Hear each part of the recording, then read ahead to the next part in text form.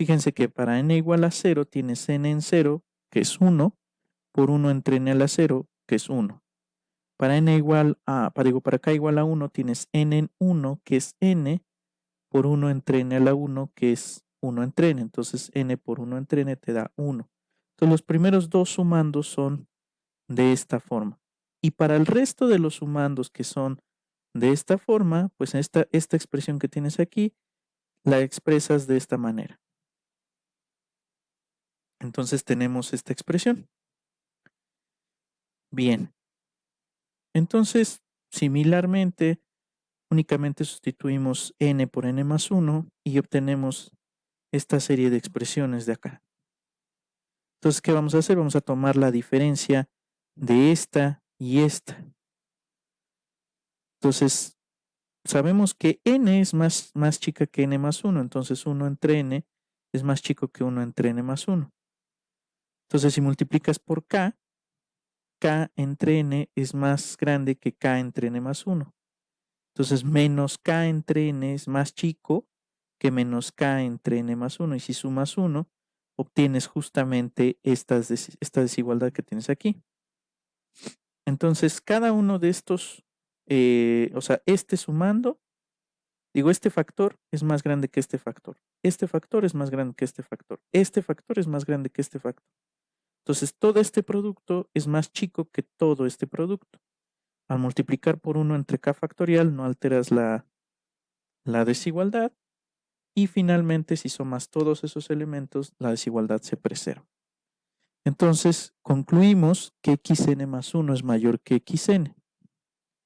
Ahora, cada uno de estos factores, si ustedes se fijan, es más chico que 1. Entonces, este es más chico que 1, este es más chico que 1, todos estos son más chicos que 1.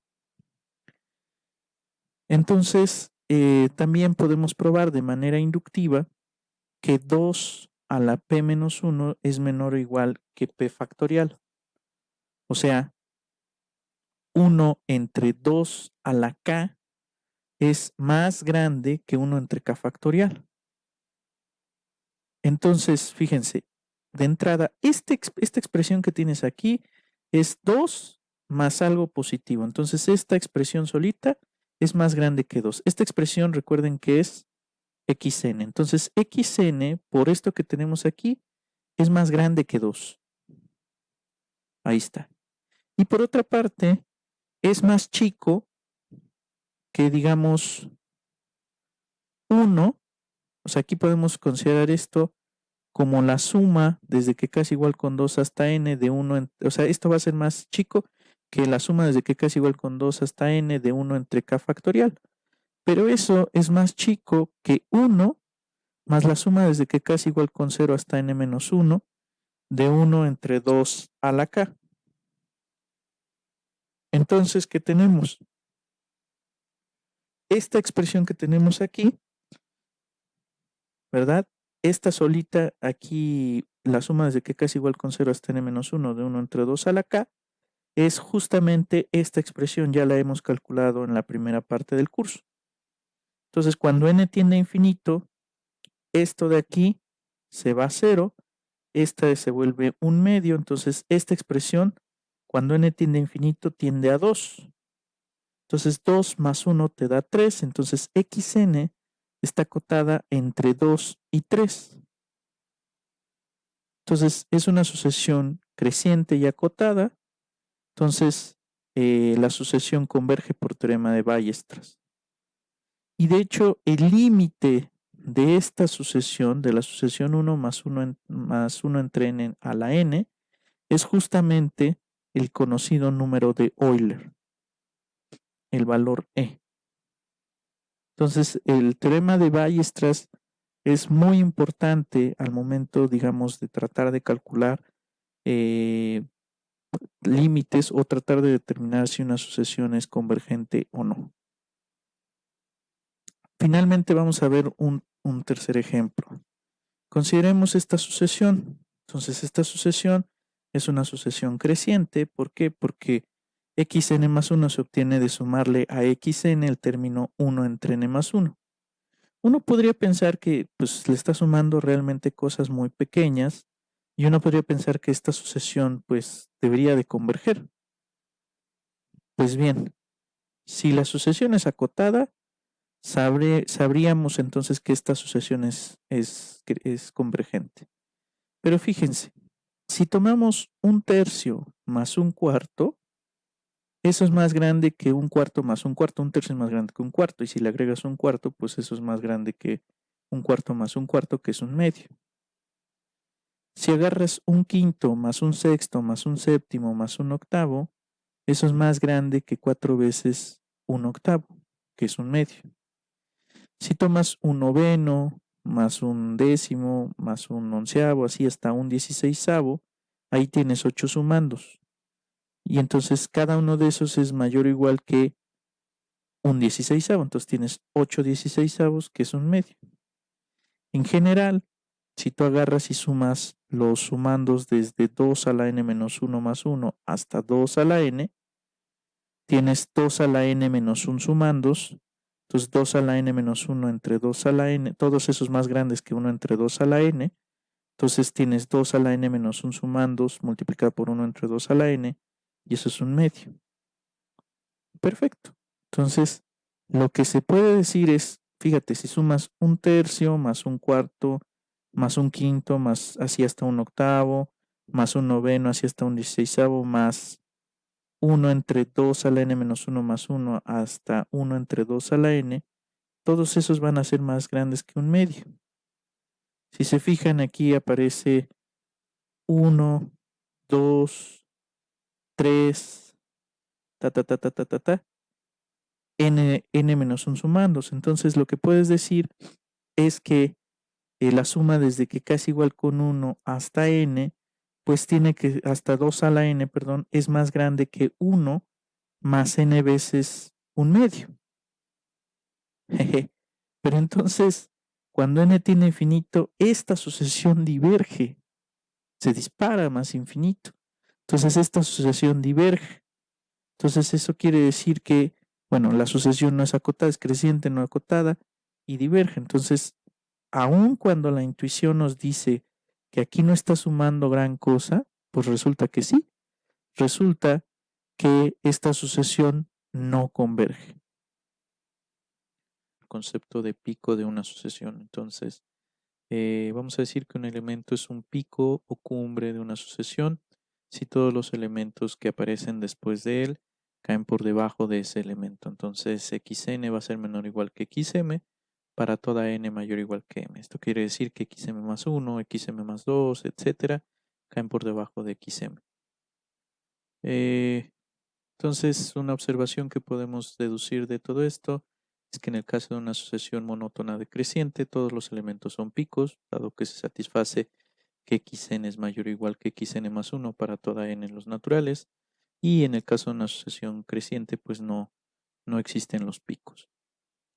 Entonces tenemos el siguiente resultado. Vamos a ver cuál es la utilidad justamente de este concepto de pico o cumbre de una sucesión. Entonces vamos a considerar una sucesión arbitraria y lo que queremos demostrar es que toda sucesión arbitraria contiene, digamos, una subsucesión que es monótona. Entonces, en este caso vamos a tener, pues digamos, dos alternativas. Una, en el caso en el que la sucesión tenga una infinidad de picos. Si tiene una infinidad de picos, entonces eso quiere decir que hay elementos, digamos, xm1, xm2, xm3, etcétera, tales que cada uno de ellos son picos.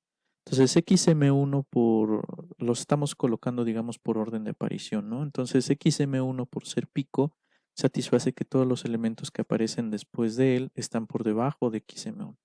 Entonces, en particular, por ejemplo, xm2, xm3, etcétera, caen por debajo de xm1.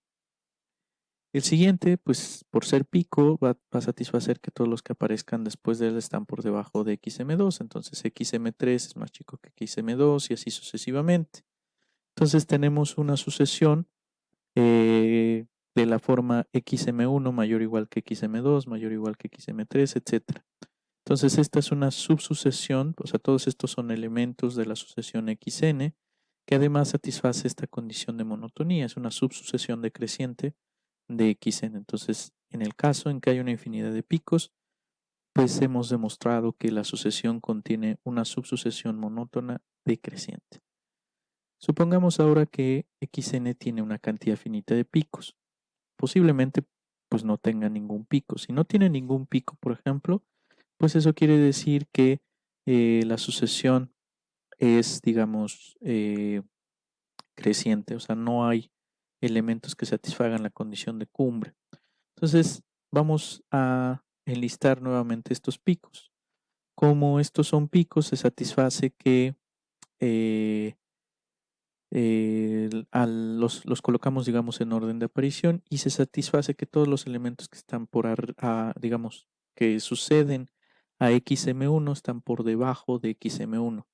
Los que suceden de XM2 van a estar por debajo de XM2 y así continuamos de manera sucesiva. Entonces XM1 es mayor o igual que XM2 y así hasta XMR, una situación parecida a la que teníamos en el caso anterior.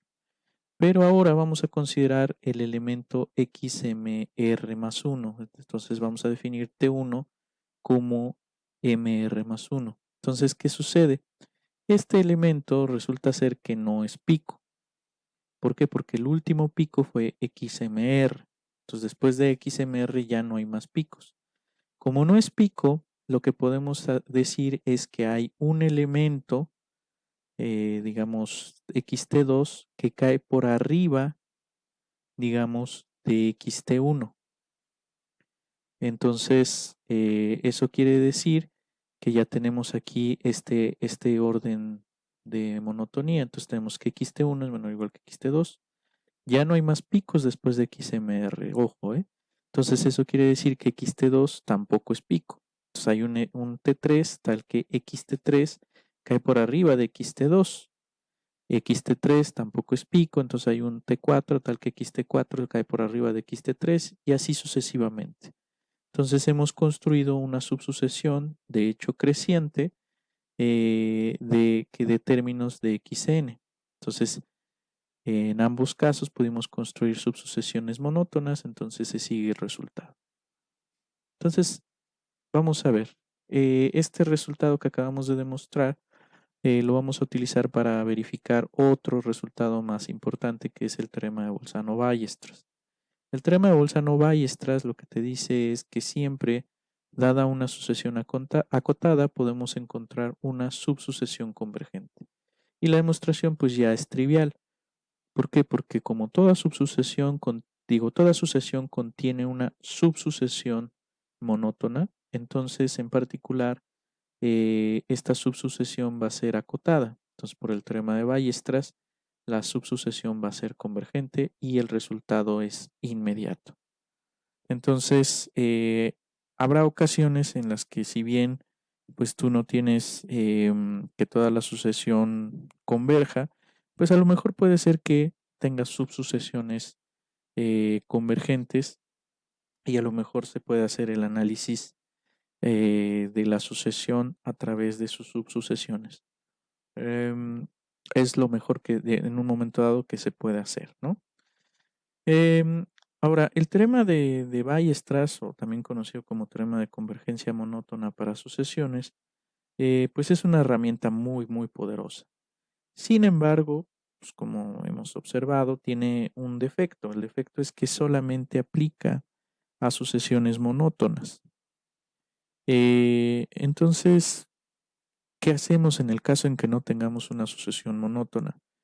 Entonces necesitamos una herramienta que justo no requiera ni de una conjetura sobre el límite de la sucesión, ni tampoco que la sucesión necesariamente sea monótona, o sea, que se pueda aplicar, digamos, a cualquier sucesión. Para estos fines presentamos la siguiente definición. Presentamos lo que conocemos como sucesiones de Cauchy. Las sucesiones de Cauchy